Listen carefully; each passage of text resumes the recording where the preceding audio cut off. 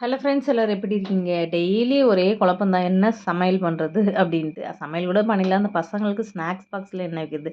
Daily இந்த chips, முறுக்கு அது இதுன்னு வச்சு எனக்கே போர் அடிச்சிருச்சு. சரி கொழுக்கட்டை செய்யலாம். அரிசி மாவு கொஞ்சம் ஃப்ரெஷ்ஷாக கிடச்சிதா, அரிசி மாவு வச்சு கொஞ்சம் தேங்காய் துருவி போட்டு ஏலக்காய், அப்புறம் கொஞ்சம் எள்ளு இதெல்லாம் கொஞ்சம் ஜாஸ்தி போட்டு சூப்பராக ஒரு கொழுக்கட்டை செஞ்சாச்சு. இது என் பசங்களுக்கு நல்லாவே பிடிக்கும். சூடாக சாப்பிட்றதுக்கு நல்லாயிருக்கும். அது இல்லாமல் காலையில் வந்து இந்த இட்லி, தோசை, இந்த டிஃபன் ஐட்டம்லாம் கொடுத்தா சாப்பிட மாட்டேன்றாங்க. இந்த மாதிரி கொழுக்கட்டை அந்த மாதிரி எதாவது கொடுத்தோன்னா 2, 3 சாப்பிட்டு போவாங்களா, அதே ஃபில்லிங்காக ஆகிடும். அப்புறம் ஸ்நாக்ஸுக்கும் அதை சாப்பிடும்போது கரெக்டாக இருக்கும்.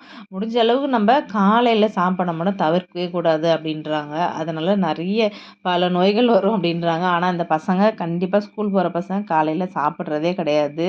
10 மணி போல் ஸ்நாக்ஸ் சாப்பிடுவாங்க. அதனால் இந்த முறுக்கு, பிஸ்கட்டு அதெல்லாம் முடிஞ்சளவு அவாய்ட் பண்ணிவிட்டு கொஞ்சம் ஃப்ரூட்ஸோ இல்லை இந்த சுண்டல் இந்த மாதிரி கொஞ்சம் ஹெல்தியான ஐட்டமாக நல்ல ஃபில்லிங்காக கொடுத்து விட்டா நல்லது அப்படின்னு நினைக்கிறேன். அதனால் முடிஞ்ச அளவுக்கு இந்த மாதிரி தான் நான் கொடுத்து விட்றேன். அப்புறம் மத்தியானத்துக்கு கீரை சாதம், உருளைக்கிழங்கு ஒன்று தான் இருந்தது. அது கூட 2 முட்டையை போட்டு அப்படி பொடி மாஸ் மாதிரி கொடுத்துட்டேன். சூப்பராக இருக்குது அப்படின்னாங்க. காலையில் சாப்பிட்டா வழக்கம் போல் தோசை, தேங்காய் சட்னி அவ்வளோதான் முடிஞ்சிச்சுங்க. இதெல்லாம் முடிச்சுட்டு கொஞ்சம் வெளியே போகிற வேலை இருந்தது.